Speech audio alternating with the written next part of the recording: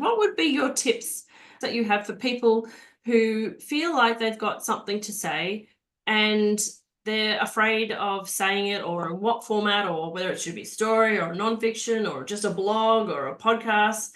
How would you encourage them? I have encouragement for the person who's sure they're supposed to say it, but I want to give caution. Sometimes we get exuberant, sometimes we feel strongly about something, and I have learned the hard way that I'm an emotionally driven human, which means I get emotions that are strong, and then I'm supposed to wait and then act on them. Mm. So if your strong emotion is to write something or to like not just specifically political activism, but anything, even just like an email to a friend that you think is going to help them, I would say, and this is my term for it, check in. Really make sure you're in alignment with the universe, you're breathing correctly, you're not consumed with any emotions. And then once you're sure, now I will answer the question, which is write first and just write it.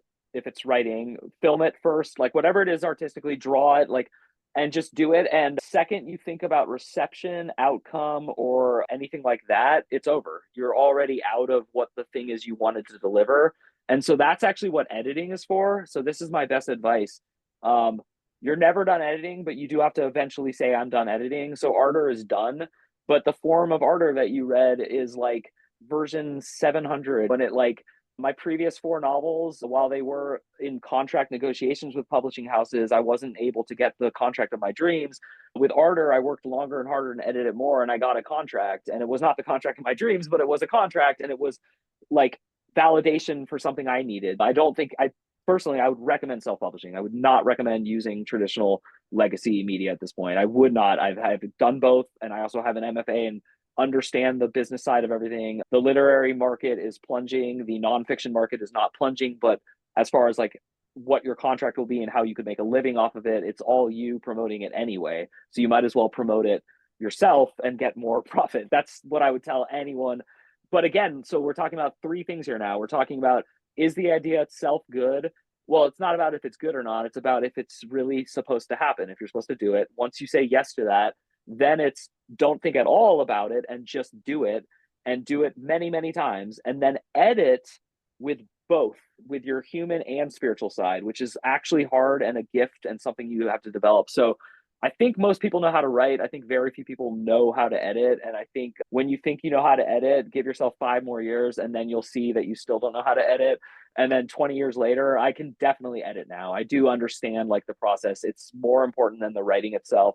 So as much as that angers people and they don't want to hear it, I was a teacher. I am a teacher at heart.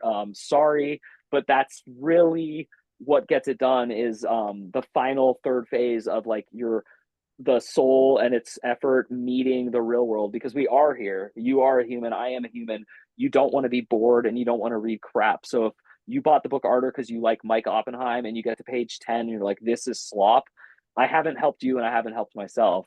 And unless my goal was just to get you as a sucker to buy my book so I could get like $2 or something, it's just like insane. My real heartfelt advice to people is yes, everyone has a story to tell. Everyone has at least one story to tell. I truly believe this. Is your story gonna sell? Who cares? No. Both of those are probably true. Even if it does sell, it won't matter when it does.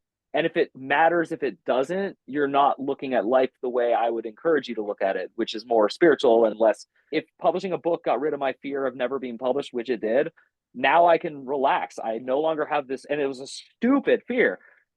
It's so stupid to need accolades and external recognition, but hey, I'm human and I can totally admit it, and I want to admit it. I want to help especially younger people, because it's a huge issue even more now with social media. This idea that like the cash of all cash is actually fame and influence and recognition. That would be my advice. And just to make it really truncated and short, make sure that you're supposed to do it. Just do it, like Nike. No thoughts of what's going to happen next, and then a marriage between thinking of like what am I going to do with this and is it good and all that. Perfect. Thank you so much.